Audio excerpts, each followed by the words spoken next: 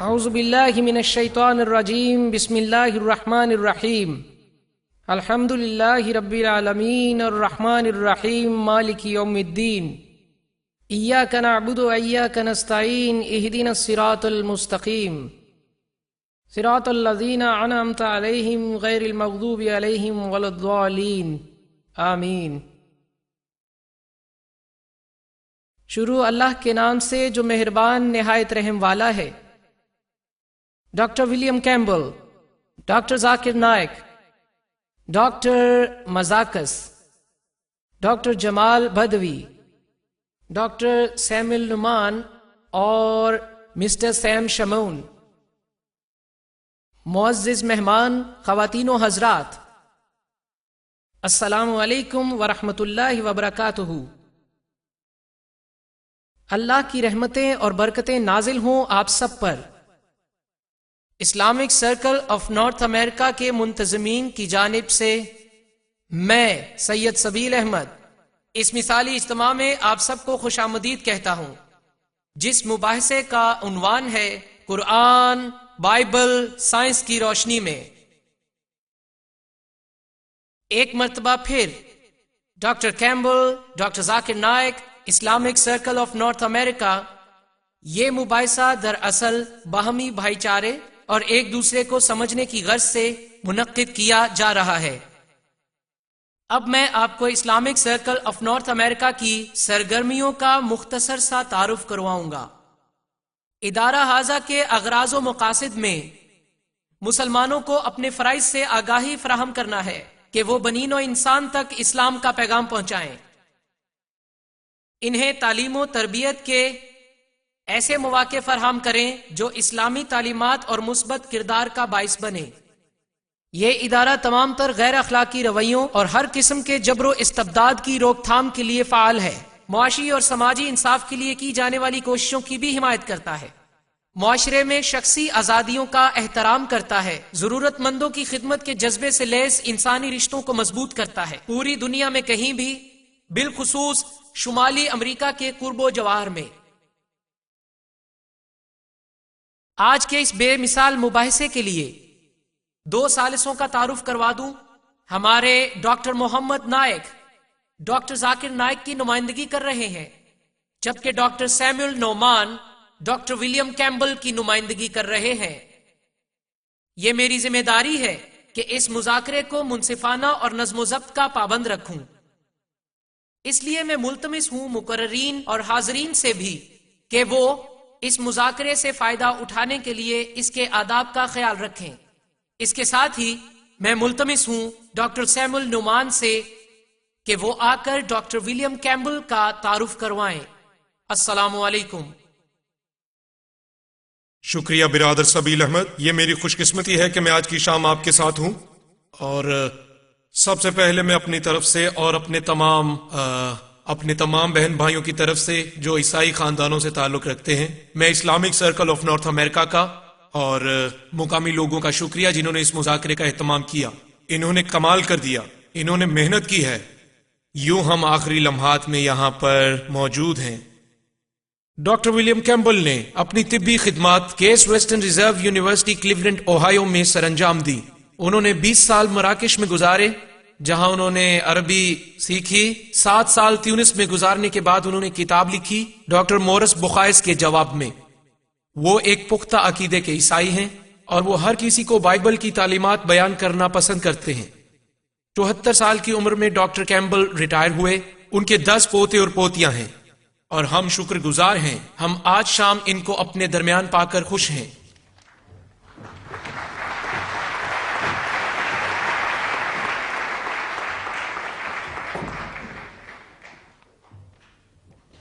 Islamic research foundation کی نمائندگی کرتے ہوئے میں ڈاکٹر محمد نائک آپ سب کے درمیان ڈاکٹر ذاکر نائک جیسی کمال ہستی جو ہمارے لیے خوشی کا باعث ہے، یہاں اس مثالی مذاکرے کے لیے ایک اور خوشائن بات ہے کہ یہاں موجود ہیں ڈاکٹر ولیم کیمبل، ڈاکٹر جمال بدوی، ڈاکٹر مزاکس اور میرے تمام رفقائے کار میرے بھائی ڈاکٹر سیمول نعمان جو ہمارے ساتھ ہیں، میں اپنے اور بھائی سیمول کی نمائندگی کرتے ہوئے مذاکرے کا طریقہ کار پیش کروں گا۔ دونوں مقررین کے متفقہ اور مسلمہ طریقہ کار کے مطابق ڈاکٹر ولیم کیمبل سب سے پہلے 55 منٹ تک آپ سب سے خطاب کریں گے اور موضوع ہے قرآن اور بائبل سائنس کی روشنی میں، اور پھر ڈاکٹر ذاکر نائک اس طرف بیٹھے ہوئے 55 منٹ کے لیے اسی موضوع پر اپنے خیالات کا اظہار کریں گے۔ اس کے بعد ڈاکٹر کیمبل 25 منٹ تک ڈاکٹر ذاکر نائک کے پیش کردہ افکار کی روشنی میں جوابی خطاب کریں گے۔ اسی طرح ڈاکٹر ذاکر نائک ڈاکٹر کیمبل کے پیش کردہ افکار کے جواب میں 25 منٹ تک خطاب کریں گے، اور اس کے بعد سوالات و جوابات کی دعوت عام دی جائے گی، جس میں سامعین دونوں مقررین سے اپنے اپنے سوالات کر سکیں گے۔ اس سلسلے میں مائکس ہال میں مہیا کر دیے جائیں گے۔ ان سوالات کے بعد سامعین کی نشستوں میں موجود رضاکاروں کے ذریعے دیے گئے انڈیکس کارڈز جو آپ تک ان راستوں سے ہوتے ہوئے پہنچائیں گے، اور لکھے گئے تمام سوالوں کا انتخاب ہمارے رابطہ کار اور مشیر ہر مقرر کے لیے کریں گے۔ خواتین و حضرات، اب خطاب کے لیے تشریف لاتے ہیں ڈاکٹر ولیم کیمبل۔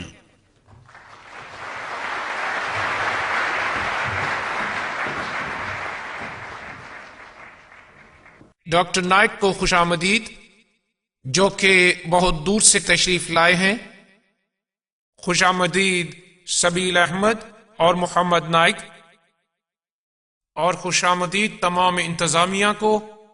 میرے نزدیک اس مذاکرے کو حتمی کہنا مبالغہ آرائی ہے، لیکن یہ ایک اچھی تشہیر ہے۔ اور سامعین کو بھی خوش آمدید۔ میں شروع کرتا ہوں اس بابرکت نام سے جو یہوہ ہے، جس کا نام سب ناموں سے عظیم ہے، جو ہم سب پہ نہایت مہربان ہے۔ میں گفتگو کا آغاز ان الفاظ سے کروں گا: آج شام ہم قرآن اور بائبل کے الفاظ کے بارے میں بات کریں گے۔ جدید علم لسانیات کے ماہرین کے مطابق ایک جملہ وہی معنی رکھتا ہے جو بولنے والے کے ذہن میں ہوتا ہے، جو سننے والے شخص یا مجمع کے ذہن میں سمائے۔ اس طرح قرآن کے معنی کے متعلق یہ کہا جائے گا کہ جو محمد اور ان کے سامعین کے نزدیک تھے وہی صحیح تھے۔ اسی طرح بائبل کے حوالے سے وہی معنی صحیح ہوں گے جو موسیٰ، عیسیٰ اور ان کے سامعین نے سنے۔ اس معاملے کو پرکھنے کے لیے ہمارے پاس قرآن اور بائبل میں حوالہ جات موجود ہیں۔ مزید برآں اس کی شاعری اور خطوط بھی موجود ہیں جو اس صدی کے ہیں۔ یوں بائبل کے لیے پہلی صدی عیسوی اور قرآن کے لیے پہلی صدی ہجری معین ہے۔ اگر ہم واقعی سچ کی تلاش میں ہیں تو ہمیں نئے نئے معنی تلاش نہیں کرنے چاہیے۔ جی ہاں، اگر ہم واقعی سچ کی تلاش میں ہیں تو پھر جھوٹے بہانے تراشنے کی ضرورت نہیں ہے۔ یہ اس کی مثال ہے جو میں آپ کی خدمت میں پیش کرتا ہوں۔ آئیے پہلی سلائیڈ دیکھتے ہیں۔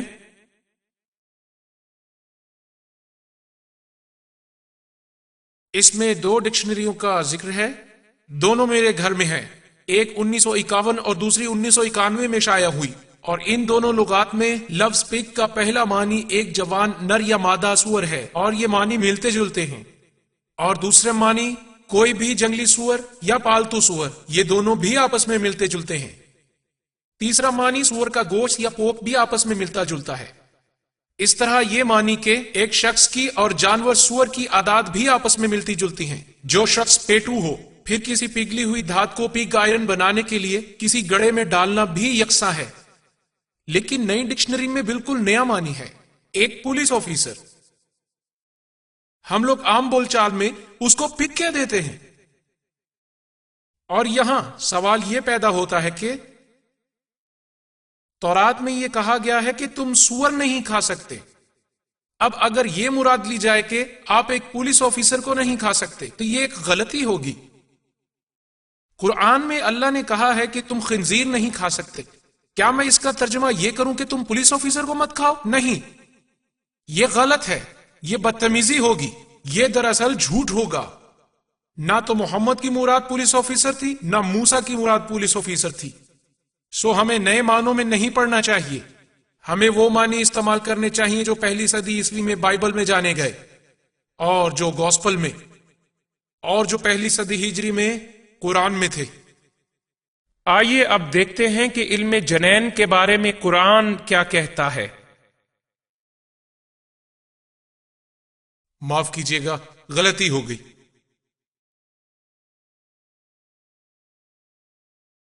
کہا جاتا ہے کہ جنین کے مختلف مراحل سے گزرنے کا تخیل دور جدید کی دریافت ہے، اور یہ کہ قرآن جنین کے جدید علم کے ان مراحل کی بھی نشاندہی کرتا ہے۔ اپنے کتابچے انسانی جنین کی نمایاں خصوصیات میں ڈاکٹر مور دعویٰ کرتے ہیں کہ ان کے خیال کے مطابق رحم مادر میں ارتقاء کے مراحل کی وضاحت 15ویں صدی عیسوی سے پہلے نہیں کی گئی۔ ہم اس دعوے کو قرآن میں استعمال کردہ عربی الفاظ کے معنی پر غور کر کے پرکھیں گے۔ دوسرا، ہم اس دعوے کو نزول قرآن کے عہد اور اس سے قبل کے تاریخی حقائق و شواہد کی روشنی میں پرکھیں گے۔ ہم اس سلسلے میں سب سے اہم لفظ علقہ سے شروع کریں گے، جو مرکزی آیت ہے۔ عربی زبان کا لفظ علقہ واحد یا علق جمع 6 مرتبہ استعمال ہوا ہے۔ وہاں سورۃ القیامہ میں یہ لکھا ہے، سورت نمبر 75 آیت نمبر 37 تا 39 میں ہم پڑھتے ہیں، کیا انسان ایک قطرہ نہ تھا جو رحم مادر میں ٹپکایا گیا اور پھر وہ علقہ بنا، اور اللہ نے جوڑوں کی شکل میں نر اور مادہ کو پیدا کیا۔ سورۃ المومن سورہ نمبر 40 کی آیت نمبر 67 میں بیان کیا گیا ہے کہ وہی ہے جس نے تمہیں خاک سے پیدا کیا، ایک قطرہ مادہ منویہ سے، پھر جمے ہوئے خون کا لوتھڑا علقہ بنایا، پھر تمہیں بچے کی شکل میں پیدا کیا تاکہ تم اپنی جوانی کو پہنچو۔ سورۃ الحج سورہ نمبر 22 آیت نمبر 5 میں بیان ہے، اے بنی نو انسان، اگر تمہیں مرنے کے بعد زندہ کر دیے جانے پر شک ہے تو غور کرو، ہم نے تمہیں خاک سے پیدا کیا ہے، پھر مادہ افزائش کے ایک قطرے سے، پھر جمے ہوئے خون کے لوتھڑے علقہ سے، پھر انسانی گوشت سے، اور ہم نے تمہیں ہر طرح کی جسامت دی۔ اور پھر قرآن میں آخری تذکرہ سورۃ المومنون میں کچھ یوں ہے، سورہ نمبر 23 آیت نمبر 12 تا 14 میں لکھا ہے کہ فی الواقعہ ہم نے انسان کو گیلی مٹی سے تخلیق کیا، پھر افزائش نسل کے بیج کی طرح محفوظ جگہ پر رکھا، پھر جمے ہوئے خون کے لوتھڑے علقہ سے بنایا، پھر لوتھڑے سے گوشت کی بوٹی، اور پھر گوشت کی بوٹی میں ہڈیاں بنائی، اور ہم نے ہڈیوں پر گوشت چڑھایا، اور پھر ہم نے اسے تخلیق نو عطا کی۔ اور یہاں قرآن کے مطابق جنین کے ارتقائی مراحل کچھ یوں ہیں، نطفہ منویہ، علقہ جمع ہوا خون، مدغہ گوشت کی بوٹی، عظام یعنی ہڈیاں، پھر 5ویں مرحلے میں ہڈیوں پر گوشت چڑھایا جاتا ہے۔ پچھلے 100 سال سے لفظ علقہ کا ترجمہ کچھ یوں کیا جاتا ہے، معنی تو 10 موجود ہیں لیکن میں ان سب کا ذکر نہیں کروں گا۔ 3 فرانسیسی زبان میں ہیں جن کے لفظی معنی کچھ یوں ہیں، جمے ہوئے خون کا لوتھڑا۔ 5 معنی انگریزی زبان میں ہیں جہاں اس کا مطلب خون کا لوتھڑا یا جونک جیسا جمع ہوا خون، اور 1 معنی انڈونیشین زبان میں، اس کا مطلب جمے ہوئے خون کی ڈلی یا خون کا ٹکڑا کہا گیا ہے، اور آخری معنی فارسی میں ہے جس کا مطلب بھی خون کا لوتھڑا ہے۔ انسانی تخلیق کا مطالعہ کرنے والا بخوبی جانتا ہے جنین کے ارتقائی مراحل میں علقہ کا تو سرے سے کوئی وجود ہی نہیں ہوتا، اس لیے یہ ایک ہولناک سائنسی الجھن ہے، مسئلہ ہے۔ لغت میں تو یہ ایک حرف ہی ہے نا، اور علقہ جو ایک واحد مؤنث ہے، اس کا مطلب خون کا ٹکڑا یا جونک نکالا جاتا ہے۔ شمالی افریقہ میں یہ دونوں معنی استعمال کیے جاتے ہیں۔ میرے پاس کئی ایسے مریض آتے رہے جو گلے سے جمع ہوا خون نکالنے کے لیے کہتے رہے۔ اسی طرح میرے پاس کئی خواتین آتی رہیں، ان کا کہنا تھا حیض نہیں آتا، تو میں ان سے کہتا کہ اس معاملے میں آپ کو حیض جاری کرنے کی دوائی دینے سے قاصر ہوں، تو وہ کہتی کہ ابھی تک تو یہ صرف خون ہی ہے۔ گویا وہ قرآنی مفہوم سے بالکل آگاہ تھیں۔ آخر میں ہمیں محمد پر نازل ہونے والی پہلی وحی کی آیات پر غور کرنا چاہیے۔ یہ آیات سورہ نمبر 96 علق میں پائی جاتی ہیں، یعنی جمع ہوا خون، وہی لفظ جو ہم نے پہلے پڑھا۔ اس صورت میں پہلی اور دوسری آیات میں کچھ اس طرح ذکر ہے کہ پڑھو اپنے رب کے نام سے جس نے پیدا کیا انسان کو جمے ہوئے خون سے۔ یہاں یہ لفظ جمع کے صیغے میں استعمال ہوا ہے، تو اس لحاظ سے یہ لفظ کوئی اور معنی بھی دے سکتا ہے، کیونکہ علق لفظ علقہ سے ماخوذ اسم فعل ہے۔ یہ اس میں فعل عموماً انگریزی کے جرن سے ملتا جلتا ہے، یعنی تیراکی ایک تفریح ہے، اس لیے ہم توقع کر سکتے ہیں کہ معلق ہونا یا چسپاں ہونا بھی ہو سکتا ہے۔ لیکن ان 10 مذکورہ بالا تمام تراجم نے بھی اس آیت سے مراد جمع ہوا خون یا خون کا ٹکڑا لی ہے۔ ان تمام مترجمین کے باوجود جنہوں نے اس سے مراد کلاٹ یعنی نطفہ لیا ہے، ان پر فرانس کے ڈاکٹر مورس بوکائی نے کڑی تنقید کی ہے۔ وہ لکھتے ہیں، ایک متجسس قاری کو یہاں جو مسئلہ درپیش ہو سکتا ہے وہ دراصل ذخیرہ الفاظ کا مسئلہ ہے۔ مثال کے طور پر اکثر تراجم نے انسانی تخلیق کے ابتدائی مراحل کو کلاٹ ہی کہا ہے، جبکہ اس طرح کا دعویٰ اس شعبے کے ماہر سائنسدانوں کے لیے قطعاً قابل قبول نہیں ہے۔ اس سے ایک بات کھل کر سامنے آتی ہے کہ بالخصوص قرآن کی تخلیق انسانی کے بارے میں دعووں کو سمجھنے کے لیے لسانی اور سائنسی علوم میں ربط کی اہمیت کتنی زیادہ ہے۔ سادہ لفظوں میں ڈاکٹر بوکائی کہتے ہیں، مجھ سے پہلے کسی نے بھی قرآن کا ترجمہ صحیح طور پر نہیں کیا ہے۔ تو ڈاکٹر بوکائی کے مطابق ترجمہ کیا ہونا چاہیے؟ ان کا خیال ہے کہ لفظ علقہ کا ترجمہ جمے ہوئے خون کی بجائے چپکنے والی چیز کیا جائے، ایسی چیز جو جنین کے رحم میں آنول نال سے منسلک ہونے کو ظاہر کرتی ہے۔ وہ خواتین جو حاملہ رہ چکی ہیں وہ جانتی ہیں تب تک چپکی ہوئی چیز اترتی نہیں جب تک وہ جگالی کیا ہوا گوشت نہ بن جائے، سو یہ چیز اپنی اسی حیت کے ساتھ اس آنول نال کے ذریعے 8.5 ماہ تک چپکی رہتی ہے۔ ثالثاً ان آیات میں واضح ہے کہ جگالی کیا ہوا گوشت ہڈیاں بن جاتا ہے اور پھر یہ ہڈیاں گوشت سے ڈھانپ دی جاتی ہیں۔ ان معلومات سے یہ تاثر ملتا ہے کہ پہلے ہڈیوں کا ڈھانچہ بنتا ہے اور پھر ان پر گوشت چڑھا دیا جاتا ہے۔ ڈاکٹر بوکائی کے مطابق یہ بات بالکل بھی درست نہیں ہے، کیونکہ عضلات اور ہڈیوں کی ابتدائی نرم و ملائم ساخت ایک ہی وقت میں سومائٹ سے بننا شروع کرتی ہے۔ 8ویں ہفتے کے اختتام تک پختگی کے چند پوائنٹس کام کرنا شروع کر دیتے ہیں، تاہم جنین اس سے پہلے ہی اپنی عضلاتی حرکت کے قابل ہو جاتا ہے۔ ڈاکٹر ٹی ڈبلیو سیڈلر نے اپنے ذاتی خط میں لکھا ہے، جو علم تشریح الاعضاء برائے جنین کے ایسوسییٹ پروفیسر ہیں اور جو لینگمینز میڈیکل ایمبریولوجی کے منصف ہیں، وہ کہتے ہیں استقرار حمل کے 8 ہفتے بعد پسلیاں نازک حالت میں موجود ہوتی ہیں، لیکن وہ پختہ ہڈیوں کی صورت میں نہیں ہوتی۔ اسی طرح عضلات موجود ہوتے ہیں پر پختگی کا آغاز بعد میں ہوتا ہے۔ 8ویں ہفتے میں عضلات کسی قدر حرکت کے قابل ہوتے ہیں۔ سو 2 گواہیوں کا حل جاننا اچھی بات ہے۔ آئیے جائزہ لیتے ہیں کہ ڈاکٹر کیتھ مور اپنی کتاب ڈیولپنگ ہومن میں ہڈیوں اور عضلات کے ارتقائی مراحل کے لیے کیا کہتے ہیں۔ اس کتاب کے باب نمبر 15 اور 17 سے حاصل کردہ معلومات کچھ یوں ہیں۔ ہڈیوں کا نظام حیاتیات سے بنتا ہے، جبکہ اعضاء کے عضلات تخلیق کے ابتدائی مرحلے سے بننا شروع ہوتے ہیں، جو کہ اسی جسمانی حیاتیات سے ماخوذ ہوتے ہیں۔ آئیے اس چیز کو سلائیڈ پر دیکھیں۔ اسے واضح طور پر دیکھنا تو مشکل ہے، مگر ابتدائی حالت میں موجود ہے۔ تو دیکھیے ہڈی کی ابتدائی نرم ساخت کچھ عضلات کے ساتھ۔ یہاں ایک اور ہڈی دکھائی دے رہی ہے۔ ہڈیاں اپنی اپنی حیت اختیار کرتی جا رہی ہیں، لیکن ابھی ان کی ملائمت کا آغاز ہے، اس لیے انہیں ہڈیاں نہیں کہا جا سکتا۔ دوسری سلائیڈ میں واضح ہوتا ہے کہ یہ عمل کس طرح مکمل ہوتا ہے۔ اس کی شکل ہڈی جیسی تو ہے، لیکن ابھی تک یہ کچی ہڈی بھی آغاز کے مرحلے میں ہے، اس لیے اسے ہڈی نہیں کہا جا سکتا۔ بعد میں اس کے ساتھ جب کچھ کیلشیم جمع ہونے لگتا ہے تو پھر جا کر اس میں کچھ نہ کچھ سختی پیدا ہونے لگتی ہے اور یوں یہ بتدریج ہڈی بن جاتی ہے۔ جب ہڈی کا گودا بنتا ہے، معذرت چاہتا ہوں، پہلے میں اس کی ابتدائی حالت بیان کرنا چاہوں گا۔ جس دم ہڈیوں کا گودا بنتا ہے تو ایک معمولی سے جھٹکے سے ہر ایک عضو میں عضلات بننے لگتے ہیں۔ اس عمل کے نتیجے میں عضلات ایک الگ شکل اختیار کرتے ہیں۔ دوسرے لفظوں میں اعضاء پر پائے جانے والے عضلات آہستہ آہستہ بننے والی ہڈیوں کے گرد ایک ہی وقت میں بنتے ہیں۔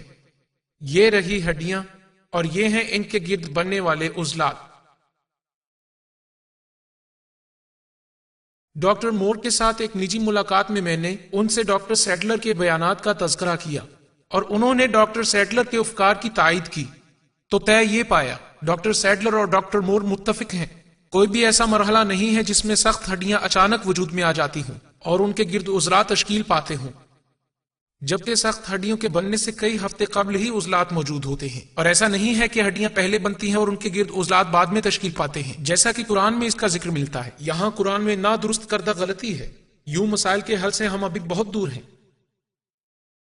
آئیے پھر چلتے ہیں لفظ علقہ کی طرف. اور ڈاکٹر مور نے بھی ایک تجویز دی ہے. قرآن کی ایک اور آیت میں جنین کو جونک سے تشبیہ دی گئی ہے. اور گوشت کے ایک لوتھڑے کا تذکرہ کیا گیا ہے. اس سلسلے میں ڈاکٹر مور اپنے ذہن کے مطابق رائے دیتے ہیں کہ 23 دن کا جنین بامشکل 3 ملی میٹر تک لمبا ہوتا ہے، جو انچ کا 8واں حصہ ہوتا ہے. اس کی جسامت اتنی چھوٹی ہوتی ہے کہ انگلیوں میں لے لینے سے انگلیاں جدا نہیں ہوتی. یہ 10ویں مرحلے کی ایک تصویر ہے جو ڈاکٹر مور کی کتاب کے اندر کے حصے میں ہے. یہ شروعات ہے. یہ مادہ منویہ بیضے میں داخل ہو رہا ہے. یہ ابتدائی مرحلہ ہے. چھٹے مرحلے کی طرف توجہ دیں جو دوسرے ہفتے میں آتا ہے، اور یہ ہے تیسرا ہفتہ. اور یہ رہی پہلے مرحلے کی 23ویں دن کی تصویر. دراصل اسے ڈاکٹر مور جونک جیسا قرار دینا چاہتے ہیں. آئیے اب ہم ایکس رے کو غور سے دیکھتے ہیں تو 22 دن ریڑھ کی ہڈی ابھی تک ناپختہ دکھائی دیتی ہے. 23ویں دن بھی ہڈی ناپختہ ہے، یہاں سے بھی کھلی ہے، یہاں سے بھی کھلی ہے، سر تو بالکل کھلا نظر آتا ہے. یہ جوک جیسا ہرگز نہیں لگتا. اور اگر آپ غور سے دیکھیں یہاں ایک ڈائیگرام بنا ہوا ہے جو آپ کی مدد کرے گا. سر بالکل کھلا ہوا ہے، آپ اسے غور سے دیکھ سکتے ہیں. تو اس طرح یہ ڈائیگرام ہمیں یہ بتاتا ہے یہ 20ویں دن کے جنین کی تصویر ہے. یہ کس طرح ایک باریک جھلی میں بند ہے جیسا کہ انڈے کی زردی. یہ جونک جیسا ہرگز نہیں. سب سے پیچیدہ مسئلہ یہ ہے کہ لفظ علقہ کے لیے جو 2 مفہوم نکالے جاتے ہیں، روزمرہ عربی زبان سے ان کی تصدیق کرنے والی تاحال کوئی مثال نہیں ملتی. ہجری صدی کے آس پاس بھی لفظ کے معنی متعین کرنے کا واحد ذریعہ لفظ کے استعمال کی کیفیت سے واضح ہوتا تھا. کیا علقہ کا مطلب 3 ملی میٹر لمبا جنین ہو سکتا ہے؟ اس معاملے پر اتفاقی رائے حاصل کرنے کا واحد ذریعہ محمد کے عہد کے مکہ اور مدینہ کے عربوں کے خطوط ہو سکتے ہیں. بالخصوص اس کا ذریعہ قریش کی زبان ہو سکتی ہے. لیکن یہ کوئی آسان کام تو ہے نہیں. قریش کی روزمرہ عربی زبان کے متعلق بہت سا کام ہو چکا ہے. اوائل دور کے مسلمان سمجھتے تو تھے، لیکن وہ دراصل قرآن کے الفاظ کو سمجھنا چاہتے تھے، اور اس وجہ سے وہ عربی زبان اور اس کی شاعری کا وسیع مطالعہ رکھتے تھے. فرانس کے ایک شہر پیرس کے مین ماسک کے سابق سربراہ ابو بکر نے 1985 میں منکالیہ میں ایک خدا کے موضوع پر کانفرنس کا انعقاد کیا. انہوں نے سامعین سے ایک سوال پوچھا کہ کیا محمد کے عہد کے قرآنی متن کا مفہوم متواتر برقرار رہا ہے؟ ان کا جواب تھا کہ قدیم شاعری سے تو یہی پتہ چلتا ہے. جی ہاں، ایسا ہی ہے. ہم یہ نتیجہ اخذ کر سکتے ہیں اگر مسلمانوں کے لیے روحانی تسکین اور امیدوں کا مرکز و محور بننے والی آیات غیر متزلزل ہیں، تو پھر ان میں پائی جانے والی سائنسی توضیحات کو بھی غیر متزلزل ہی مانا جانا چاہیے، تب تک جب تک نئے شواہد سامنے نہ آ جائیں. اور یہ معاملہ اس لحاظ سے بھی اہم ہے کہ یہ آیات اسے ایک علامت قرار دیتی ہیں. سورہ المومن، جس کا میں پہلے ذکر کر چکا ہوں، اس میں مذکور ہے کہ وہی ہے جس نے تمہیں مٹی سے بنایا، پھر ایک قطرہ مادہ منویہ کے ذریعے، پھر جمے ہوئے خون کے لوتھڑے سے شاید تم تخلیق کو سمجھو. سورہ الحج میں مرکوز ہے کہ اے بنین و انسان، اگر تمہیں دوبارہ جی اٹھنے میں شک ہے تو غور کرو. یہاں ایک سوال لازمی پوچھنا چاہیے کہ اگر مکہ اور مدینہ کے خواتین و حضرات کے لیے کوئی واضح علامت تھی تو انہوں نے علقہ کا ایسا کون سا مفہوم اخذ کیا جس نے انہیں موت کے بعد کی زندگی پر ایمان لانے کو کہا؟ تو جواب یہ تھا کہ ہم محمد کے عہد کے قبل کی تاریخی صورتحال کا جائزہ لیں گے کہ محمد اور ان کے عہد کے لوگ علم جنین کے بارے میں کیا عقیدہ رکھتے تھے. ہم اپوکریٹس سے شروع کریں گے، جو مستند حوالہ جات کی روح سے 460 عیسوی میں یونان کے ایک جزیرے کوس میں پیدا ہوا. اس کے کچھ مراحل تھے اور وہ مراحل حسب ذیل ہیں.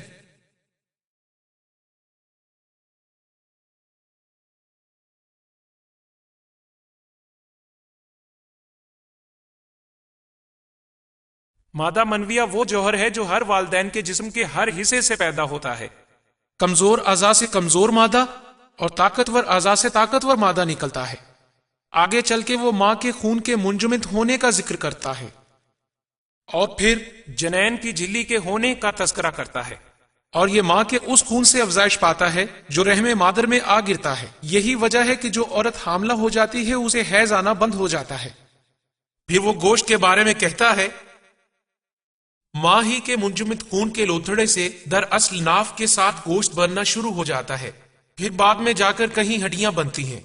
گوشت میں بتدریج اضافے کے ساتھ ساتھ سانس لینے کے عمل کے ذریعے یہ عمل شروع ہوتا ہے، اور جو ہی ہڈیاں سخت ہونے لگتی ہیں تو وہ درخت کی شاخوں کی طرح آہستہ آہستہ نمودار ہونے لگتی ہیں۔ آئیے اب ارسطو کے افکار کا جائزہ لیں۔ اس نے تقریباً 350 قبل مسیح حیوانات کی افزائش کے متعلق اپنی کتاب میں علم جنین کے مختلف مراحل کا ذکر کیا ہے۔ وہ پہلے مادہ منویہ کا ذکر کرتا ہے اور پھر حیض کا ذکر کرتا ہے۔ اس مقام پر ارسطو مرد کے خالص مادہ منویہ کا ذکر کرتا ہے۔ اس کے بعد عورت کے مادہ منویہ کی شرکت بیان کرتا ہے۔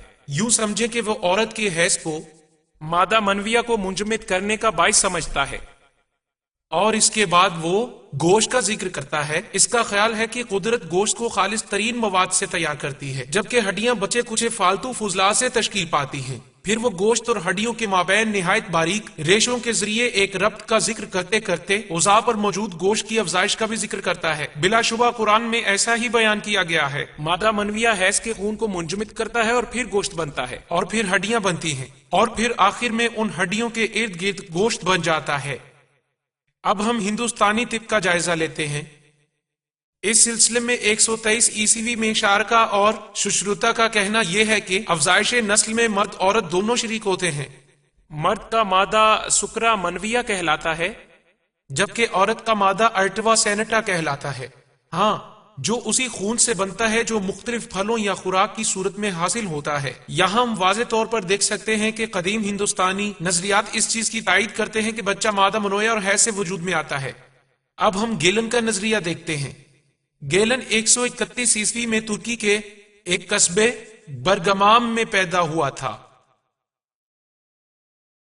گیلن نے کہا کہ مادہ منویہ ہی وہ جوہر ہے جس سے جینن بنتا ہے، یہ صرف حیض سے نہیں بنتا جیسا کہ ارسطو کے افکار سے واضح ہے۔ مادہ منویہ کے ساتھ مل کر حیض جنین بنا پاتا ہے۔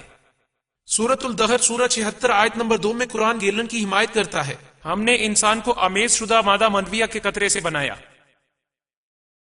آئیے اب ہم گیلن کے مراحل پر غور کرتے ہیں۔ گیلن کہتا ہے کہ جنین مرحلہ وار ہی نشو نما پاتا ہے۔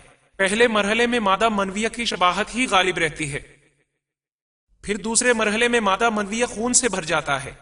اس وقت تک دل، دماغ اور جگر بالکل واضح نہیں ہوتے اور نہ ہی ان کی کوئی صورت ہوتی ہے۔ اسی مرحلے کو بقرات نے فیٹس کا نام دیا تھا۔ قرآن کی سورۃ الحج سورہ 22 آیت نمبر 5 اسی بات کی عکاسی کرتی ہے۔ پھر گوشت کے ایک ٹکڑے سے جو کہ کسی حد تک تشکیل شدہ اور غیر تشکیل شدہ ہوتا ہے، اب حمل کے دورانیے کے تیسرے مرحلے کا ذکر کیا جاتا ہے۔ اس دوران ہڈیوں کے اوپر اور ان کے ارد گرد گوشت بننا شروع ہو جاتا ہے۔ ہم پہلے اس کو دیکھ چکے ہیں کہ قرآن اس کی تائید کرتا ہے۔ سورہ 23 آیت 14 میں بیان کیا گیا ہے کہ ہم ہڈیوں کو گوشت کا لباس پہناتے ہیں۔ اب چوتھا اور آخری مرحلہ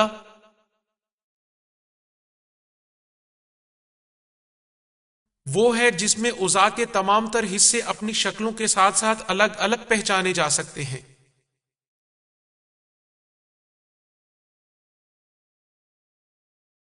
طب کے میدان میں گیلن کے علم کی وہ قدر و منزلت ہے کہ ہجرت کے قریب کے زمانے میں 4 مختلف طبیبوں نے مصر میں ایک طبی مدرسہ قائم کیا جس میں حصول علم کے لیے گیلن کی 16 کتابوں کو علم کی بنیاد بنایا گیا۔ یہی سلسلہ 13ویں صدی عیسوی تک یوں ہی جاری و ساری رہا۔ ہمیں اپنے آپ سے یہ سوال ضرور پوچھنا چاہیے کہ عرب میں اس وقت محمد کے دور میں سیاسی، طبی اور معاشی صورتحال کیسی تھی؟ حضرموت یمن سے گرم مسالے کے تجارتی قافلے شمال کی طرف مکہ اور مدینہ سے گزرتے ہوئے ہی پورے یورپ میں جاتے تھے۔ 500 صدی عیسوی میں شمالی عرب پر غزہ والوں نے قبضہ کر لیا اور 528 عیسوی تک مدینہ کے نواحی علاقوں یعنی شام کے صحراؤں تک کو اپنے قبضے میں لے لیا۔ سیریانی زبان جو کہ عربی سے ملتی جلتی تھی وہی ان کی سرکاری زبان تھی۔ یہود 463 عیسوی سے ہی تورات اور عہد نامہ عتیق کا ترجمہ عبرانی سے سیریانی میں کرنے لگ گئے۔ برطانیہ کے میوزیم میں کاپی موجود ہے، اور پھر یہ تراجم جوش، عیسائیوں، عرب کے یہودی قبائل تک بھی پہنچے۔ اور اس دور میں سرجیا شیرائے ثانی جس نے 536 عیسوی میں فلسطین میں وفات پائی، جو یونانی سے عبرانی زبان میں ترجمہ کرنے والے مترجمین میں سے ایک تھے۔ انہوں نے طب کی کئی کتابوں کا ترجمہ کیا اور جن میں گیلن کی 26 کتابیں بھی شامل ہیں۔ یہ تراجم اتنے مشہور ہوئے کہ سلطنت فارس تک جا پہنچے۔ یہ تراجم غسان کے قبیلوں تک بھی پہنچے جن کا اثر و رسوخ مدینہ تک پھیلا ہوا تھا۔ اور خسرو اول، عربی میں کسرا اول، جو فارس کا بادشاہ تھا جسے خسرو اعظم بھی کہتے تھے، اور اسی کے لشکر نے یمن کو فتح کیا۔ یہ ایک علم دوست شخص تھا، اس نے کئی مدارس کھولے۔ خسرو کے پہلے 48 سالہ دور حکومت میں جنڈی شاپور نامی اسکول قائم ہوا، جو کہ اپنے دور کا ایک اہم علمی مرکز تھا۔ اس کے اندر یونانی، یہودی، نستوری، فارسی اور ہندوؤں کے افکار و تصورات کے متعلق بحث ہوا کرتی تھی۔ یہاں تعلیم کے لیے زیادہ تر سریانی زبان استعمال ہوتی تھی کیونکہ وہ سریانی ترجموں پر مشتمل تھی، اور اس وقت وہاں ارسطو، بقراط اور گیلن کے افکار کی تعلیمات عام تھیں، جبکہ اس دور میں طبی اسکول جنڈی شاپور اپنا کام کر رہا تھا۔ آگے چل کے عربوں نے نستوریوں کو مجبور کر دیا کہ وہ یونانی طب کے سریانی تراجم عربی زبان میں بھی کریں۔ سریانی زبان کا عربی زبان میں ترجمہ کرنا بہت آسان تھا کیونکہ ان دونوں زبانوں کی گرامر ایک جیسی تھی۔ اگر محمد کے دور کے طبی معاملات کا جائزہ لیا جائے تو پتہ چلتا ہے کہ اس زمانے میں عرب میں طبیب لوگ موجود تھے۔ حارث بن کلادیہ اپنے دور کا ماہر اور تعلیم یافتہ طبیب تھا۔ وہ 6 صدی عیسوی کے وسط میں طائف کے ایک قبیلہ بنو ثاقف میں پیدا ہوا۔ وہ یمن سے ہو کر فارس پہنچا، جہاں اس نے اس وقت کے مشہور اسکول جنڈی شاپور سے بہت دیر تک طب کی تعلیم حاصل کی۔ یوں وہ ارسطو، بقراط اور گیلن کے طبی علوم سے خوب واقف ہوا، اور اپنی تعلیم مکمل کر کے اس نے فارس میں طبیب کے طور پر اپنا کام کرنا شروع کر دیا۔ اس دور میں اسے خسرو کے دربار تک رسائی حاصل ہوئی اور اس سے ملاقات کا شرف حاصل ہوا۔ وہ اسلام کے آغاز میں عرب واپس آ گیا اور طائف میں رہائش پذیر ہوا۔ یہاں یمن کا بادشاہ ابو الخیر اسے اپنی ایک بیماری کے سلسلے میں ملنے کے لیے آیا۔ صحت یاب ہونے پر خطیر رقم اور ایک کنیز اسے تحفے میں دی۔ حارث بن کلادیہ نے طب پر کوئی کتاب تو نہیں لکھی، مگر طب کے متعلق اس کے افکار و خیالات خسرو سے بحث و مباحثے کی صورت میں محفوظ ہیں۔ آنکھوں کے بارے میں اس کا کہنا ہے کہ سفید حصہ چربی کا بنا ہوتا ہے، جبکہ جو سیاہ حصہ ہوتا ہے وہ پانی کا بنا ہوا ہوتا ہے، اور وہ بصارت کو ہوا سے تعبیر کرتا ہے۔ ہم جانتے ہیں کہ یہ مفروضے غلط ثابت ہوئے، لیکن یہ یونانی نظریہ تھا۔ ثابت یہ ہوتا ہے حارث کا تعلق کسی طرح یونانی طبیبوں سے ضرور تھا۔ ان تمام تر معاملات کو مختصراً بیان کرتے ہوئے ڈاکٹر لوسین ریکرک اپنی کتاب ایسٹ ورڈ ڈائلیمیٹری عرب میں لکھتے ہیں، حارث نے طبی اسکول جنڈی شاپور سے علم حاصل کیا تھا، جبکہ محمد اپنی طبی معلومات کے لیے حارث سے متاثر تھے۔ ان دونوں حضرات سے ہمیں یونانی طب کے علوم کا پتہ چلتا ہے۔ محمد بعض اوقات مریضوں کا علاج کر لیتے تھے، مگر وہ بڑی بیماری کے علاج کے لیے حارث کے پاس بھیج دیا کرتے تھے۔ اور محمد کے پاس ایک اور پڑھا لکھا شخص موجود تھا، وہ لادن بن حارث تھا، جو کہ طبیب حارث کا رشتہ دار تو نہ تھا، مگر وہ محمد کا رشتہ دار تھا۔ اس نے بھی خسرو کے دربار میں حاضری دی تھی۔ اس نے فارسی سیکھی اور موسیقی سیکھی۔ اس نے قریش مکہ کو اس علم سے متعارف کروایا، اور تاہم وہ محمد کے لیے نرم گوشہ نہیں رکھتا تھا۔ وہ قرآنی واقعات پر طنز کرتا تھا، اور محمد نے کبھی اسے معاف نہ کیا۔ جب وہ جنگ بدر میں قیدی بن مسلمانوں کے ہاتھ لگا تو محمد نے اسے قتل کرنے کا حکم دیا۔ ان واقعات سے پتہ چلتا ہے مکہ اور مدینہ کے عربوں کے 600 عیسوی میں جن لوگوں سے سیاسی اور معاشی تعلقات تھے، وہ حبشہ، یمن، فارس اور بازنطین کے لوگ تھے۔ محمد کا ایک رشتہ دار اتنی اچھی فارسی جانتا تھا، اس نے موسیقی اسی زبان میں سیکھی۔ قبیلہ آسان کی حکمرانی مدینہ کے قرب و جوار اور شامی صحراؤں تک پھیلی ہوئی تھی۔ یہ سریانی زبان بولتے تھے۔ یہ زبان علم طب میں استعمال ہوتی تھی، اور یہی ان کی سرکاری زبان بھی تھی۔ یمن کا بادشاہ بیماری کے علاج کے لیے طائف میں حارث بن کلادیہ کے پاس آیا۔ یہ وہی ہے جو جنڈی شاپور سے تربیت یافتہ تھا۔ یہ وہی حارث ہے جس کے پاس محمد کبھی کبھی مریضوں کو بھیجا کرتے تھے۔ محمد کی زندگی میں مصر میں ایک نئی درسگاہ کھولی گئی جس میں گیلن کی 16 کتابیں شامل کی گئی تھیں، اور ان باتوں سے پتہ چلتا ہے کہ محمد اور اس کے گرد و نواح کے لوگ ارسطو، بقراط اور گیلن کے علم جنین سے آگاہ تھے، اور جب کبھی وہ کسی بیماری میں مبتلا ہوتے وہ حارث اور دوسرے مقامی طبیبوں کے پاس جایا کرتے تھے۔ قرآن کی آخری سورت سورت المومن سورہ 40 آیت 67 میں لکھا گیا ہے کہ وہی ہے جس نے تمہیں خاک سے پیدا کیا اور قطرہ مادہ منویہ سے، پھر جونک جیسے ایک لوتھڑے سے، تاکہ تم تخلیق کو سمجھ سکو۔ اور سورت الحج آیت 5 میں ہے، اے انسان اگر تمہیں دوبارہ زندہ کیے جانے پر شک ہے تو پھر تم غور کرو کہ ہم نے تمہیں خاک سے پیدا کیا ہے۔ ہمیں پوچھنے کا حق ہے کہ انہیں کس بات کو سمجھنے کے لیے کہا اور وہ کس پر غور کریں۔ قرآن میں جنین کے مراحل دوبارہ دیکھتے ہیں۔ نطفہ منویہ، علقہ جمع خون، مدغہ گوشت کا ٹکڑا، عظم ہڈیاں، اور پھر ان عضلات پر گوشت کا چڑھنا۔ جواب بالکل واضح ہے۔ اس کا مطلب ہے کہ یونانی طبیبوں نے علم جنین کے مختلف مراحل کے متعلق جو انہیں سادہ فہم تعلیمات دی تھیں انہیں انہی پر غور کرنے کے لیے کہا گیا تھا۔ میرا مطلب یہ ہرگز نہیں کہ محمد اور ان کے ساتھی یونانی طبیبوں سے واقفیت رکھتے تھے۔ وہ یونانی طبیبوں کے جنین کے مراحل کو جانتے تھے۔ وہ اس بات کو مانتے تھے کہ مرد کا مادہ منویہ ہی عورت کے حیض سے مل کر منجمد ہونے کا باعث اور بچہ بننے کا باعث ہے۔ انہیں علم تھا کہ جنین پہلے مرحلے میں نامکمل اور پھر جا کر مکمل ہوتا ہے۔ انہیں علم تھا کہ پہلے ہڈیاں بنتی ہیں اور پھر ان پر گوشت چڑھایا جاتا ہے۔ کیا اللہ اس سادہ فہم علم کو لوگوں کو اپنی طرف متوجہ کرنے کے لیے بیان کرتا تھا؟ حقیقت یہ ہے کہ یہ سادہ فہم علم نہ تو اس وقت درست تھا اور نہ اب۔ محمد کے بعد کے عرب طبیب، آئیے محمد کے دور کے بعد کے دو مشہور ترین طبیبوں کی مثال لیتے ہیں، یقیناً جو قرآن پر اثر انداز تو نہیں ہوتے تھے۔ 16ویں صدی عیسوی تک عرب کے تمام تر لوگوں میں ارسطو، بقراط اور گیلن کے مشہور ترین علم جنین کے مراحل کے بارے میں نظریات جاری رہے۔ اگر علقہ کا مطلب جونک جیسی کوئی چیز ہو جیسا کہ دور حاضر کے ایک مسلمان شبیر علی دعویٰ کرتے ہیں، تو پھر قرآن کے دور کے طبیبوں کا تو کوئی مقام نہ ہوا جو یہ دعویٰ کرتے تھے۔ حقیقت اس کے برعکس ہے۔ یونانی طبیبوں کے افکار و نظریات تو قرآنی تعلیمات بیان کرتے تھے، اور قرآنی تعلیمات تو ان طبیبوں کے نظریات کو اجاگر کرتی تھیں۔ انسان دو مرکبات کا مجموعہ ہے۔ آئیے اب ہم ابن سینا کا ذکر کرتے ہیں، یا ابو سینا، جن کے خیال میں انسان دو مرکبات کا مجموعہ ہے۔ مرد کا منویہ عمل کے لیے مواد فراہم کرتا ہے، عورت کا مادہ حیض کے خون کا پہلا جز ہے۔ ہمیں پتہ چلتا ہے کہ ابن سینا نے عورت کے مادہ منویہ کو وہ مقام دیا ہے جو کہ ارسطو نے اس کے حیض کے خون کو دیا ہے۔ یورپ کے ترقی یافتہ عہد کے عہد ساز ماہرین سے پہلے ابن سینا جیسی شخصیت کی معاشی اور فنی قابلیت سے انکار کرنا بہت ہی مشکل بات ہے۔ آئیے اب ہم ابن خیمہ جوزیہ کا ذکر کرتے ہیں۔ اس نے قرآن کی آیات اور یونانی طب کی باہمی موافقت سے بہت فائدہ اٹھایا۔ غالباً یہ کچھ واضح تو نہیں ہو رہا ہے، لیکن بقراط ارغوانی ہے،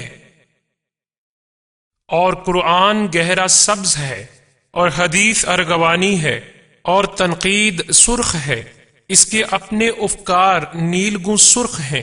دیکھیے یہ عمل کچھ یوں شروع ہوتا ہے۔ اس کے مطابق بقراط کتاب الجنہ کے 3 باب میں یوں بیان کرتا ہے کہ یعنی الجنہ میں مادہ منویہ ایک جھلی میں پایا جاتا ہے اور ماں کے حیض کے خون میں مل کر نشوونما پاتا ہے۔ ایسی کچھ جھلیاں تو ابتدا میں بنتی ہیں، پھر کچھ دوسرے اور تیسرے ماہ کے دوران تشکیل پاتی ہیں۔ بقراط کی سلائیڈ میں ہم ماں کے رحم میں حیض کے خون کے اترنے والی بات کا مشاہدہ تو کر ہی چکے ہیں۔ خدا کہتا ہے جیسا کہ قرآن میں اس کا ذکر ہے، وہ تمہیں ماں کے رحم میں تخلیق کرتا ہے۔ یکے بعد دیگر مرحلہ وار 3 تاریکیوں میں۔ یہ قرآن کی سورہ 39 آیت 6 میں ہے۔ پھر ابن خیمہ جوزیہ اپنے نظریات بیان کرتے ہوئے کہتا ہے کہ ان جھلیوں کی اپنی اپنی تاریکی ہوتی ہے، اس لیے تو اللہ نے ان جھلیوں کے مختلف مراحل کا ذکر کرتے ہوئے ان تاریکیوں کا تذکرہ کیا ہے۔ اکثر نقاد تو اس امر پر یوں تبصرہ کرتے ہیں کہ ان سے پیٹ کی تاریکی، رحم کی تاریکی اور آنول نال کی تاریکی مراد ہے۔ آئیے ایک اور مثال دیکھتے ہیں۔ بقراط کہتا ہے کہ بچے کا منہ فوری طور پر کھلتا ہے، پھر اس کے بعد میں گوشت سے ناک اور کان بنتے ہیں، پھر کان کھلتے ہیں اور آنکھیں بھی جو نہایت شفاف مائع سے بھری ہوتی ہیں۔ محمد کہا کرتے تھے میں اس کی عبادت کرتا ہوں جس نے میرا چہرہ بنایا ہے اور مکمل کیا اور میری سماعت کھولی اور پھر بصارت دی۔ آئیے پھر بکرات کو دیکھتے ہیں. بکرات کا بھی اس کے متعلق یہی کہنا ہے جو میں نے پڑھا ہے. ابن خیمہ تو بکرات کا حوالہ دیتے ہوئے یہ کہتا ہے کہ ماں کا خون ناف کے ارد گرد ہی اترتا ہے. وہ تو ایسا بھی کر سکتا ہے کیونکہ ہمیں معلوم ہے محمد کے زمانے کے لوگ یونانی طب سے بخوبی واقف تھے. البتہ حاضرین، ہمارے لیے جس معاملے کو سمجھنا بہت ضروری ہے وہ تو بس یہ ہے کہ قرآن نے کہیں بھی طب یونانی کی تصحیح نہیں کی. اس طرح ابن خیمہ کا دعویٰ کوئی وقت نہیں رکھتا. تم یونانی اسے بالکل غلط سمجھتے ہو. علقہ کا صحیح ترجمہ کوئی چمٹنے والی چیز یا کوئی جونک نما چیز ہے. دوسری طرف ابن خیمہ نے جو قرآن اور یونانی طب میں موافقت بیان کی ہے وہ موافقت سراسر غلط ہے. اس سلسلے میں 1200 عیسوی میں کیا گیا بداوی کا تبصرہ ہی قابل اعتماد ہے. یہاں ہمارے پاس قرآن اور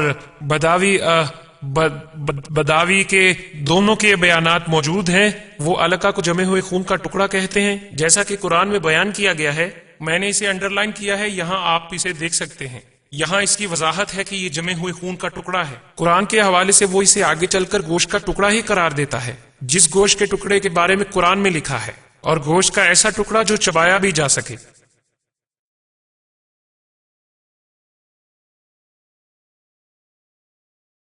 جو میں نے اپنی گفتگو کے شروع میں عرض کیا تھا کہ جنین کا مختلف مراحل میں گزرتے ہوئے نشو و نما پانا ایک جدید ترین نظریہ ہے. قرآن ان مراحل کی عکاسی کرتے کرتے اس جدید ترین علم جنین کی پیش بینی کرتا ہے. ہم پہلے مشاہدہ کر چکے ہیں کہ ارسطو، بقراط، ہندوستانی اطباء اور گیلن سب کے سب نے جنین کے ارتقائی مراحل کے متعلق قرآن سے 1000 سال قبل بحث کی ہے. قرآن کے نازل ہونے کے بعد بھی ان مختلف مراحل کا ذکر ہوتا رہا جو کہ قرآن اور یونانی طبیبوں نے کہا. یہ تذکرہ ابن سینا، ابن خیمہ کی تعلیمات میں بھی جاری رہا. اہم بات تو یہ ہے کہ یہ وہی علم ہے جو گیلن اور اس سے پہلے آنے والوں نے پیش کیا. ہڈیوں کی ساخت کے حوالے سے یہ بات اہم ہے اور یہ بالکل واضح ہے جو ڈاکٹر مور اپنی کتاب میں بیان کرتا ہے کہ عضلات کچی یا نرم ہڈی کی تشکیل پانے سے ہی بننا شروع ہو جاتے ہیں. ایسا نہیں ہے کہ پہلے ہڈیوں کا ڈھانچہ بنے اور اس کے بعد پھر اس کے ارد گرد عضلات بننا شروع ہو جائیں. یہ بات واضح ہے کہ قرآن میں علقہ کا مطلب لوتھڑا ہی ہے، اور وہ قریش جنہوں نے محمد سے اس کے بارے میں سنا وہ اس کو حیض کے خون کا لوتھڑا ہی سمجھے، کیونکہ افزائش نسل کے لیے یہی عورت کا حصہ ہوتا ہے. یوں ہم یہ نتیجہ عکس کر سکتے ہیں کہ ان تمام تر سالوں کے دوران ان میں جنین کے متعلق قرآنی آیات جن میں کہا گیا ہے کہ انسان کی تخلیق منی کے قطرے سے ہوتی ہے اور بعد میں لوتھڑا بن جاتا ہے، یہ آیات پہلی صدی ہجری کی سائنسی تحقیقات سے مطابقت رکھتی ہیں. یہی نزول قرآن کا دور ہے. لیکن جب اس کا 20ویں صدی کی سائنس سے موازنہ کیا جائے تو بقراط غلط ہے اور ارسطو غلط ہے، گیلن غلط ہے اور قرآن بھی غلطی پر ہے. یہ سب کے سب غلط ہی ہیں.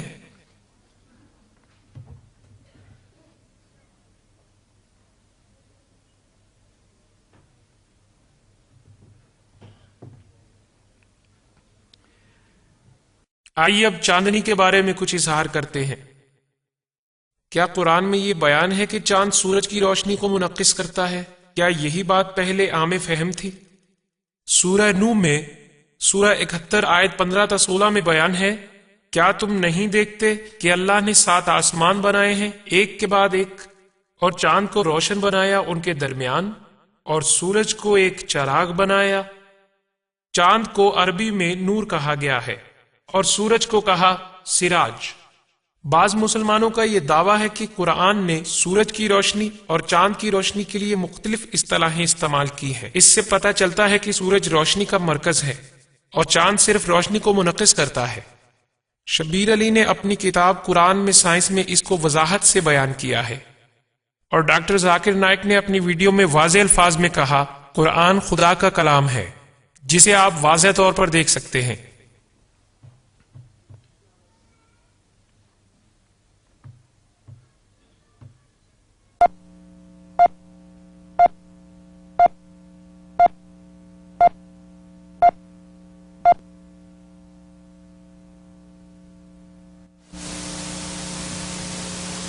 وہ روشنی جو ہم تک چاند کے ذریعے سے پہنچتی ہے کہاں سے آتی ہے؟ جواب دینے والا کہے گا کہ پہلے ہم समझते थे चांद की रोशनी इसकी अपनी रोशनी है, लेकिन आज साइंसी अरूज से यह राज खुला है कि चांद की रोशनी इसकी अपनी नहीं होती, ये तो सूरज की रोशनी होती है जो मुनक्किस होती है। और यहां मैं एक सवाल पूछूंगा कि इसका जिक्र तो कुरान में मौजूद है। सूरह अल फुरकान में सूरह नंबर 25 आयत नंबर 61 में बयान है, पाक है वो जात जिसने सितारों के झुरमुट बनाए हैं, इनके दरमियान एक चिराग और चांद जो कि रोशनी को मुनक्किस करता है। अरबी जुबान में चांद के लिए लफ्ज है कमर और इसकी रोशनी के लिए मुनीर जो कि ली हुई रोशनी है, या नूर जो कि मुनक्किस होती है। कुरान बताता है कि चांद की रोशनी मुनक्किस हुई रोशनी होती है।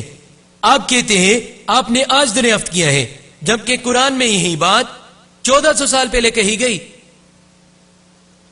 वो कुछ देर रुकेगा, हो सकता है फिलफोन जवाब न दे और वो कहेगा शायद ये हुस्न इत्तेफाक है। मैं इनके साथ बहस नहीं करता।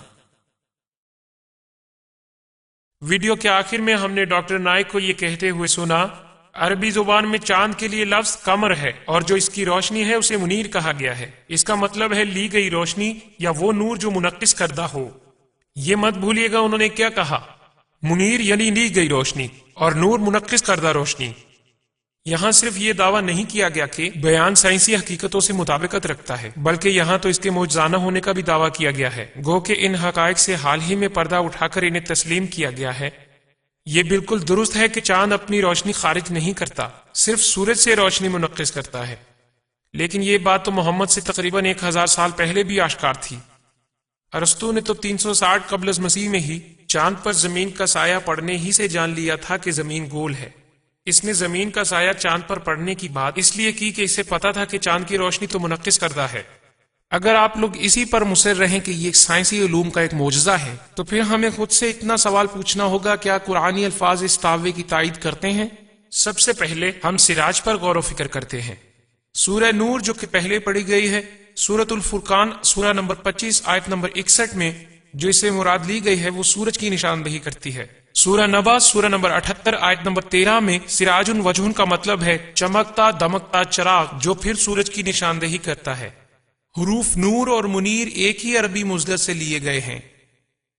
लफ्ज मुनीर कुरान में तकरीबन 6 मरतबा आया है, 4 दफा सूरह आल इमरान सूरह नंबर 3 आयत नंबर 83, सूरह हज सूरह 22 आयत नंबर 8, सूरह लुकमान सूरह 31 आयत 20, सूरह फतह सूरह 35 आयत 35। ये इस्तलाह किताबुल मुनीर से है, जिसका यूसुफ अली तर्जुमा करते हैं रोशन ख्याली की किताब, जबकि पिक्चर इसे रोशनी देने वाली पाकीज़ा किताब का नाम देता है। ये इस किताब के लिए एक वाज़ेह इशारा है जो इल्म की रोशनी बिखेरती है। यहां मुनक्किस होने का जिक्र ही नहीं। नूर सूरह नूर सूरह 71 आयत 76, सूरह यूनुस सूरह 10 आयत 5 में बयान है अल्लाह ने रोशनी बनाई और चांद रोशनी है। यूं हमें मालूम होता है कि कुरान चांद को रोशनी तो कहता है, मगर वो ये नहीं कहता कि रोशनी मुनक्किस होती है।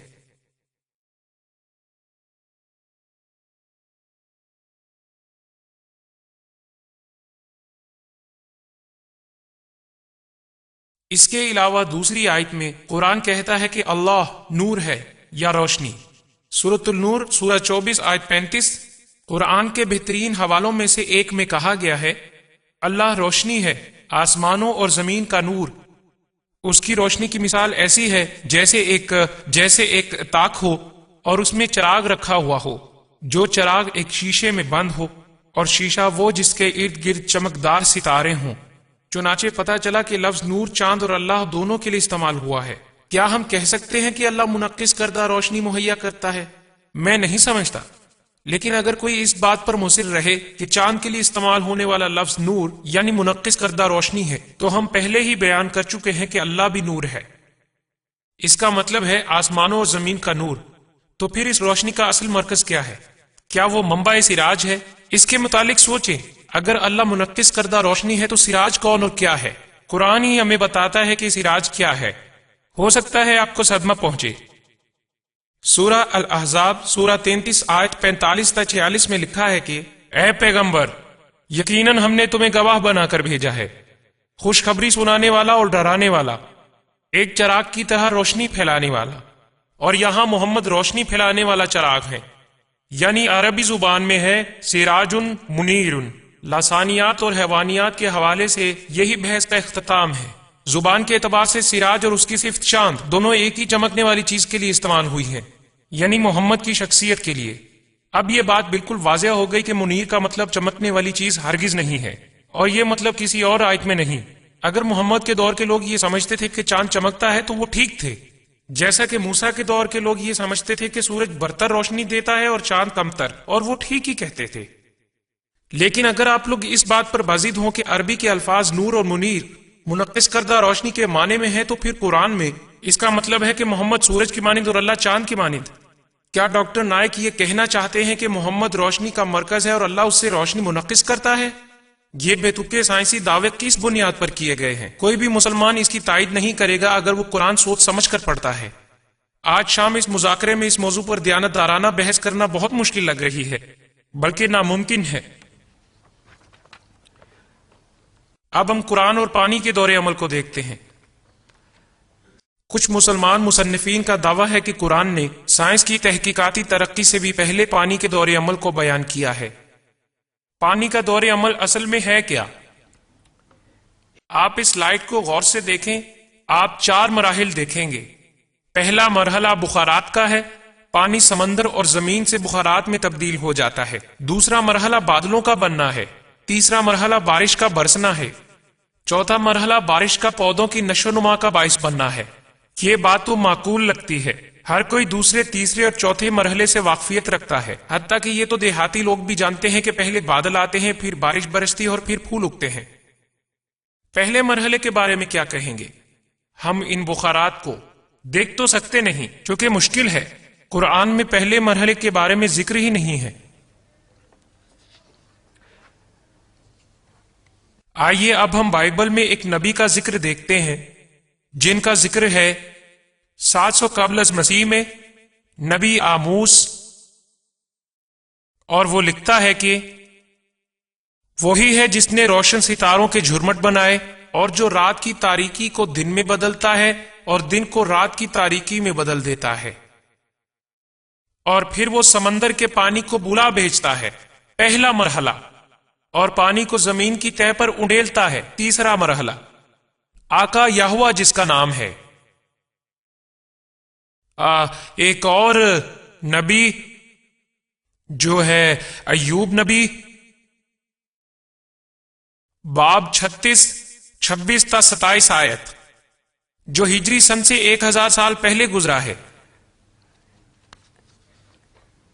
وہ بیان کرتا ہے خدا کتنا عظیم ہے، ہمارے عقل و شعور سے بالا تر، اس کی ہستی کا ادراک ناممکن ہے۔ پہلے مرحلے میں وہ پانی کے قطروں کو اوپر اٹھاتا ہے جو بارش کی شکل اختیار کرتے ہیں، جیسا کہ تیسرے مرحلے میں۔ پھر بادلوں کا ذکر ہے دوسرے مرحلے میں۔ پھر وہ اپنے اندر موجود پانی کو نیچے انڈیلتے ہیں، پھر انسانوں پر بارش ہوتی ہے۔ دیکھیے یہ پہلا مرحلہ، مشکل ترین پہلا مرحلہ بائبل میں قرآن سے 1000 سال پہلے بیان کیا گیا ہے۔ آئیے اب قرآن میں پہاڑوں کا تذکرہ دیکھیں۔ قرآن کی 1 درجن سے بھی زیادہ آیات میں یہ کہا گیا ہے کہ اللہ نے مضبوط اور ٹھہرے ہوئے پہاڑوں کو زمین میں گاڑا ہے۔ کچھ آیات میں پہاڑوں کو مومنوں کے لیے نعمت خداوندی قرار دیا گیا ہے اور کفار کو خبردار کیا گیا ہے۔ اس کی مثال سورہ لقمان سورہ 31 اور آیت 10 تا 11 میں پہاڑوں کو 5 انتباہوں میں سے ایک قرار دیا گیا ہے۔ اور اس آیت میں ہے کہ اس نے آسمان بغیر کسی سہارے کے بنائے جو کہ تم دیکھ سکتے ہو، اور زمین پر پہاڑوں کو گاڑ دیا ہے تاکہ تمہیں یہ حرکت نہ دے۔ آئیے سورۃ الانبیاء سورہ 21 آیت نمبر 31 میں 7 اعداد میں سے ایک انتباہ کو پڑھتے ہیں، جس میں ہے اور ہم نے زمین پر مضبوط پہاڑ قائم کیے ہیں تاکہ مخلوق کو ہلا نہ سکیں۔ سورہ نحل 15-16 میں بیان ہے کہ اس نے زمین پر پہاڑ گاڑ دیے ہیں تاکہ تم کو لے کر ہل نہ جائے۔ ہم یہ بھی دیکھتے ہیں کہ پھر مومنوں اور کافروں کو یہ بتایا جاتا ہے کہ یہ اعلیٰ کام اللہ نے کیا ہے، یعنی اس نے خود ہی نصب کیے ہیں، ان کی وجہ سے زمین لرزے گی نہیں۔ اس لیے ہمیں یہ ضرور پوچھنا چاہیے کہ وہ کیا سمجھیں۔ اگلی آیات میں تو اور ہی تصویر بیان کی گئی ہے۔ सूरत अल-नबा सूरा 78 आयत 6 تا 7। क्या हमने जमीन को वुसअत नहीं दी और इसमें मेखों की तरह पहाड़ों को नहीं गाड़ा? अल जिबाला औतादा, जैसे किसी खैमे को नस्ब करने के लिए खूंटियां गाड़ी जाती हैं। फिर इससे भी बेहतर अंदाज में सूरतुल गाशिया सूरत नंबर 88 आयत नंबर 17 تا 19 में कहा गया है, क्या काफिर इसको नहीं देखते हैं? अल जिबाल, वो किस तरह किसी खैमे की खूंटी की तरह गाड़े गए हैं। यूं दरअसल लोगों को बताया गया है कि पहाड़ खैमे की खूंटी की तरह गाड़े गए हैं। यही खूंटियां खैमे को कायम रखती हैं। इसी तरह ये नुक्ता नजर बयान किया गया है कि यही खूंटियां जमीन को लरजने से बचाती हैं। पहाड़ों के लिए जो लफ्ज रवासिया है, इससे एक तीसरी सूरत सामने आती है। यह लफ्ज दरअसल अरबी जुबान के मुस्दर ओसा से अक्स करदा है। यही मुस्दर अरबी जुबान में लंगर के लिए भी इस्तेमाल होता है। लंगर डालना या लंगर अंदाज होना, जैसे कि जहाज की हरकत को रोकने के लिए लंगर डालते हैं, इसी तरह जल्जलों को रोकने के लिए पहाड़ों को नस्ब किया है। इन वजाहतों से पता चलता है कि मोहम्मद के पैरोकार यही समझते थे कि जैसे पहाड़ खैमे की खूंटियों की तरह जमीन में गाड़े गए हैं और यही खूंटियां खैमे को कायम रखती हैं। इसी लंगर की तरह जो जहाज को एक जगह पर कायम रखता है, पहाड़ जमीन को हरकत से बाज रखने के लिए या जल्जलों को रोकने के लिए नस्ब है। लेकिन यह नुक्ता नजर गलत है। पहाड़ों का वजूद तो खुद जल्जले का बायस बनता है। इसीलिए ये आयात यकीनी पेचीदा मसला पेश करती हैं। डॉक्टर मॉरिस बुकाई ने अपनी किताब कुरान, बाइबल और साइंस में इसका तस्करा किया है। पहाड़ों के बारे में मज़कूरा बाला आयात का हवाला देते हुए कहता है, जदीद माहिरीन अर्जियात ने पहाड़ों का हवाला देते हुए जमीन की कुछ खामियां बयान की हैं। जमीन की ऊपर वाली सतह की पुख्तगी का अमल दरअसल इन्हीं खामियों की वजह से है। जब माहिर अर्जियात डॉक्टर डेविड ए यंग से पूछा गया तो इसने जवाबन कहा, यह एक हकीकत है कि कई पहाड़ी सिलसिले तह दर तह चट्टानों पर मुश्तमिल होते हैं और ये तहें वसी पैमाने पर भी हो सकती हैं। ये सच नहीं कि ये तहें जमीन को मुस्तहकम रखती हैं। सादा लफ्जों में कहा जाए तो पहाड़ जमीन को हिलने जुलने से नहीं रोकते। दूसरे लफ्जों में यह कहना बिल्कुल सही होगा कि इनकी तो अपनी बनावट पहले भी और अब भी जमीन के जल्जले का बाइस है। दौरे हाजिर के माहिरीन अर्जियात से यह पता चलता है कि जमीन की ऊपर वाली सतह मुख्तलिफ तहों से मिलकर बनी है। ये तहें एक दूसरे से जुड़े हुए आहिस्ता आहिस्ता हरकत करती हैं। कभी कभी ये तहें अलग हो जाती हैं, जैसा कि शुमाली और जनूबी अमेरिका में है, जो कि यूरोप और जनूबी अफ्रीका से जुदा होती हैं। कभी कभी ये तहें एक दूसरे के करीब आती हैं, एक दूसरे से रगड़ खाती हैं और आपस में टकराती हैं और यूं जल्जले पैदा होते हैं। इसकी एक वाज़ेह मिसाल मशरिक़ वुस्ता में पाई जाती है। यहाँ पर ज़ाइग्रॉस का पहाड़ी सिलसिला अरब ईरान की जानिब जाते हुए हरकत करने से बना हुआ है।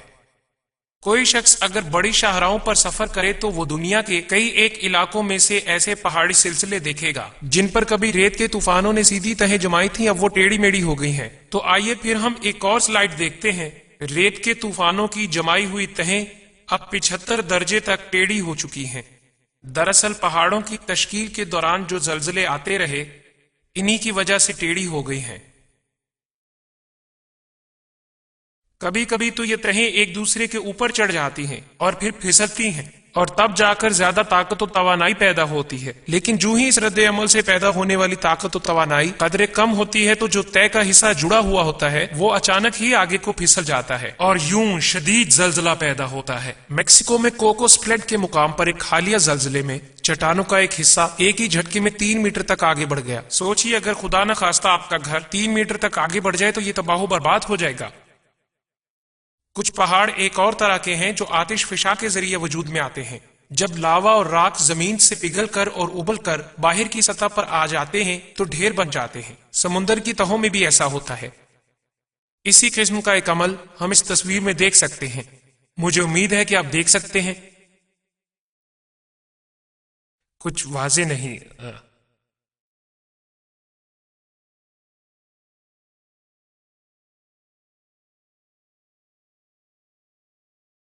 समंदर की ऊपर की सतह जो यहां है और बरे आजम की सतह ये रही। समंदर की सतह बरे आजम की सतह से नीचे चली जा रही है और यूं यहां भी पहाड़ पाए गए हैं। ये आतिशफिशां पहाड़ है। ये है पिघली हुई चट्टान का वो मादा जो आतिशफिशां पहाड़ से निकल रहा है। ये दूसरा आतिशफिशां है जो इसी तरह का मादा उगल रहा है। सो इससे साबित हुआ कि पहाड़ कैसे बनते हैं और जल्जले किस तरह आते हैं।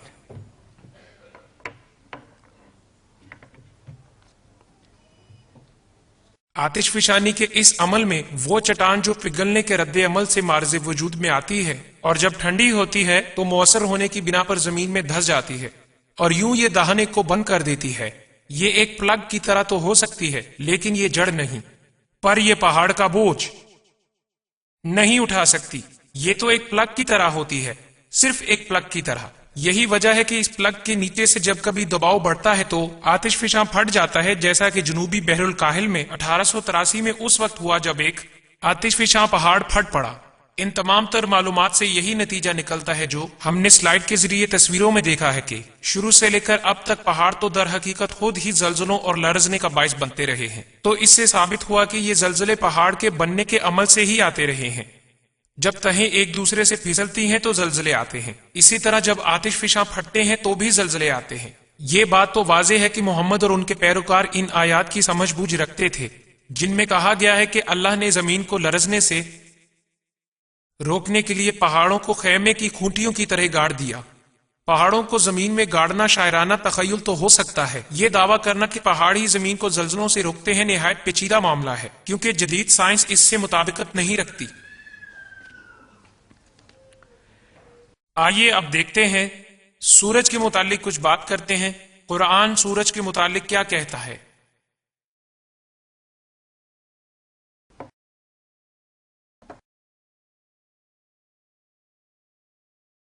सूरतुल कहफ सूरह 18 आयत 86 में लिखा है, यहां तक कि जुल्कुरनैन और सिकंदर आजम सूरज गुरूब होने के मुकाम तक पहुंचे। उन्होंने देखा कि सूरज शफाफ पानी के चश्मे में गुरूब हो रहा है। माफी चाहता हूं, 20वीं सदी की साइंस में सूरज किसी भी शफाफ पानी के चश्मे में गुरूब नहीं होता। सूरतुल फुरकान सूरह 25 की आयत 45 ta 46 में लिखा है कि क्या तुमने अपने मालिक की तरफ ध्यान नहीं दिया कि वो कैसे साए को तूल देता है, अगर वो चाहता तो इसे साकिन कर देता। फिर हमने सूरज को इस पर एक रहनुमा बनाया। आप क्या कहेंगे? सूरज को बिल्कुल अपने सर के बिल्कुल ऊपर तस्वुर करें तो फिर इसका साया ना होने के बराबर होगा, मगर जब सूरज गुरूब होने लगेगा तो साया दूसरी तरफ फैलने लगेगा। सोचिए, सूरज तो जमीन के मुकाबले में बिल्कुल साकिन है, ये तो साए के फैलने का बाइस नहीं बनता। दरअसल मुतहरिक जमीन ही साए को फैलाती है। 20वीं सदी की साइंसी तहकीकात की रोशनी में दुरुस्त मालूमात चाहते हैं तो सूरह में बयान होना चाहिए था कि मुतहरिक जमीन ही साए के फैलने का बाइस है। अब एक मुख्तलिफ मौजू का जिक्र करने लगा हूं, सुलेमान की वफात। पता नहीं ये साइंस है या क्या है, शायद ये समाजियात हो। जब वो वफात पा गए तो जिन्नात को उनकी मौत का पता न चला। जब भी सुलेमान चाहते जिन्नात इनके मुख्तलिफ काम किया करते, यहां तक कि एक छोटी सी हकीर मखलूक दीमक ने इनके असा को अंदर ही अंदर से खा लिया, यहां तक कि वो गिर पड़े। फिर जिन्नात को पता चला अगर वो इस मामले से बाखबर होते तो कभी भी सजा के तौर पर काम करने वाली परेशानी का सामना न करते। यहां सलमान और उनकी मौत, उनके असा का मंजर कुछ यूं है जैसे मराकिश की सुनसान सड़क पर एक राहगीर से कोई बावर्ची ना पूछे कि वो रात के खाने को क्या लेगा। कोई जनरल हुक्म देने के लिए जाहिर नहीं होता, कोई मोअज़्ज़िन ये अर्ज करने को हाजिर नहीं होते कि आएं जी शिकार को चले, कोई पूछता ही नहीं। माफी चाहता हूं, मैं इस कहानी को नहीं मानता। इस वाक़े को 20वीं सदी की इमरानियात कबूल नहीं करेगी, 7वीं सदी की भी कबूल नहीं करेगी। इस दौर में भी बादशाह को अकेला नहीं छोड़ा जाएगा। आखिर में दूध का जिक्र करते हैं।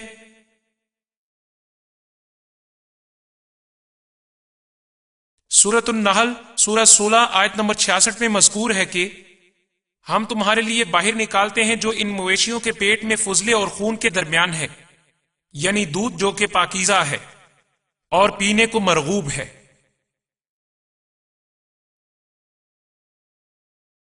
पेट में जहां आंतें हैं, माफ कीजिएगा, 20वीं सदी की जदीद साइंस की रूह से क्या आंतें वाकई ही पेट में होती हैं? तो फिर आंतें कहां होती हैं? मगर दूध वाले गुदूद तो जिल्द के अंदर होते हैं। इंसानों में जिल्द के नीचे यहां पर, और जानवरों में उनकी टांगों के दरमियान जिल्द के नीचे। कोई ताल्लुक नहीं, छातियों और आंतों का आपस में कोई ताल्लुक नहीं, ना इनकी आपस में शक्ल और सूरत मिलती है। فضلات پائے تو جسم کے اندر ہی جاتے ہیں، مگر ان کا بھی دودھ سے کوئی تعلق نہیں ہوتا، جانور اسے خارج کر دیتا ہے۔ اس سے یہ ظاہر ہوتا ہے کہ اس کا تعلق دودھ سے ہرگز نہیں۔ آخر میں دیکھتے ہیں اور اس بات پر غور کرتے ہیں۔ سورۃ الانعام سورہ نمبر 6 آیت نمبر 38 میں مذکور ہے، زمین پر ایسا کوئی جانور نہیں اور نہ ہی دو پروں سے اڑنے والی کوئی مخلوق جو تمہاری طرح معاشرت نہ رکھتی ہو۔ یہاں کہا گیا ہے کہ نہ کوئی زمین کا جانور، نہ کوئی اڑنے والا جاندار، اور پھر یہ بھی کہا گیا کہ یہ سب تمہاری طرح کی معاشرت رکھتے ہیں۔ میرا خیال ہے کہ قرآن یہاں ہم انسانوں سے مخاطب ہے۔ تو کچھ کیڑے مکوڑے ایسے بھی ہیں کہ جو ہی وہ ملاب سے فراغت پاتے ہیں تو ماں باپ کو کھا جاتی ہے۔ میں خوش ہوں کہ میری بیوی نے مجھے نہیں کھایا۔ یہاں تک کہ شہد کی مکھیوں میں فالتو اور نکمے نروں کو باہر پھینک دیا جاتا ہے کہ وہ جا کر مر جائیں۔ میں تو اس امر پر بھی خوش ہوں کہ 4 بچے پیدا ہونے کے بعد بھی مجھے گھر سے باہر نہیں پھینکا گیا۔ اب شیروں کا ذکر کرتے ہیں۔ جب کوئی شیر بوڑھا ہو جاتا ہے تو پھر ایک جوان شیر اس کو مادہ سے دور کر دیتا ہے اور اس مادہ پر قبضہ کر لیتا ہے، یعنی جوان شیر اس کی بیویاں لے لیتا ہے۔ اور پتہ ہے وہ بچوں کے ساتھ کیا کرتا ہے؟ وہ سب کے سب شیروں کو جان سے مار دیتا ہے۔ لہٰذا میرا خیال ہے کہ مذکورہ بالا نظریہ درست نہیں ہے۔ تمام تر جانوروں کے گروہ ہماری طرح یعنی انسانوں کی طرح نہیں رہتے۔ نتیجتاً یہ منکشف ہوتا ہے کہ قرآن میں کئی ایک سائنسی غلطیاں ہیں۔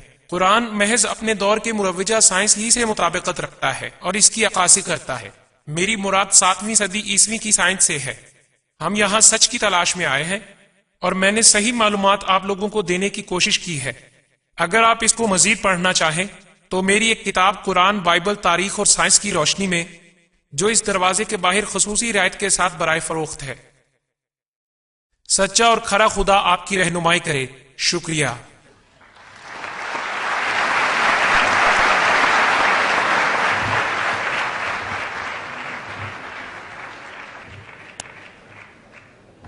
شکریہ ڈاکٹر کیمبل آپ کے خطاب دینے کا۔